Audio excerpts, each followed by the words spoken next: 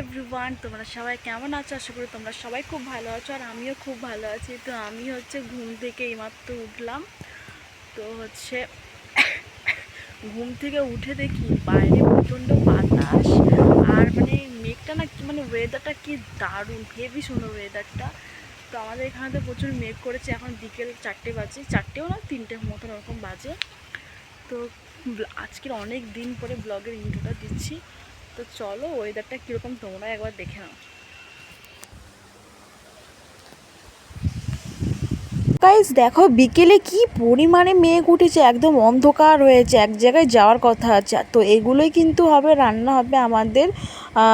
দুপুরবেলা হয়েছিল, সেই ক্লিপটা না তোমাদের সঙ্গে আমি এখন দিয়ে দিয়েছি। কি করব বলো, আমি ব্লগটা পুরো স্টার্ট করেছি একদম পুরো বিকেল থেকে। তো এগুলো তো যেহেতু দেখাতেই হবে, যেহেতু ভিডিওটা করে রেখেছি। তো এখানে চিচিঙ্গা ভাজা হবে, আর হবে সয়াবিনের তরকারি, ব্যাস এটুকুই।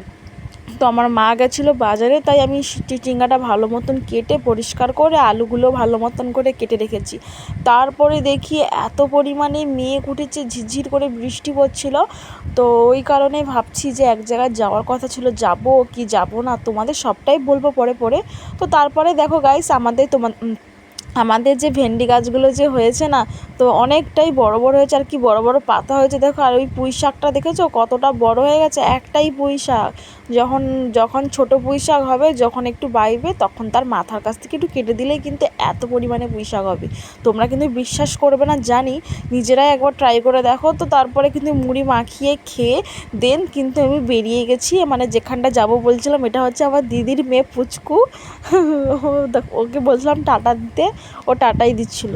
তো গাইস এটা কি হলো আমাদের সঙ্গে, যার বাড়িতে যাব টেলারিং মানে কিছু জিনিস কাটানোর জন্য 6 মাইলে গেছিলাম আমি, আমাদের বাড়ি 7 মাইলে।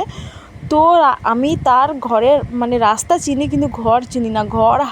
ঘর হারিয়ে গেছি, ঘর ভুলে গিয়ে। তো ওখানে 2-3 জনকে জিজ্ঞাসা করছিলাম, কেউ তার বলতে পারছে না। লাস্টে একটা দাদুকে জিজ্ঞাসা করার পরে বলে দিচ্ছি। 400 টাকা আমাকে তো তো গাইজ দেখো, আমরা এখন বেরি করছি বর্ষাকালে, বৃষ্টির মধ্যে টান ভিজে গেছে। দেখো আমরা এসেছি ব্লাউজ কাটাতে 6 মাইলি। তো এখন আমরা চুপ। তো গাইস দেখো দেন কাজটা সেরে নেওয়ার পরে কিন্তু আমরা বসে গেছি টোটোতে বাড়ি যাওয়ার উদ্দেশ্যে। তো দেখো এখানে ওয়েদারটা না এখনও পর্যন্ত মেঘলা হয়ে যাচ্ছে, আর আমি না আস্তে আস্তে সেখান থেকে একটা ফুল ছিঁড়েছিলাম, খুব সুন্দর লাগে আমার রঙ্গন ফুল। তো দেখো এখানে আমার দিদির মেয়েকে আমার দিদি বলছে যে হাই করতে। হাই, এটা আমার একটা দিদি, যে আমার তোমরা তো ওকে আমার সবই ব্লগে দেখেছো। আর এখানেই ব্লগটা শেষ করছি। ভিডিওটা ভালো লাগলে like comment share guys, tata.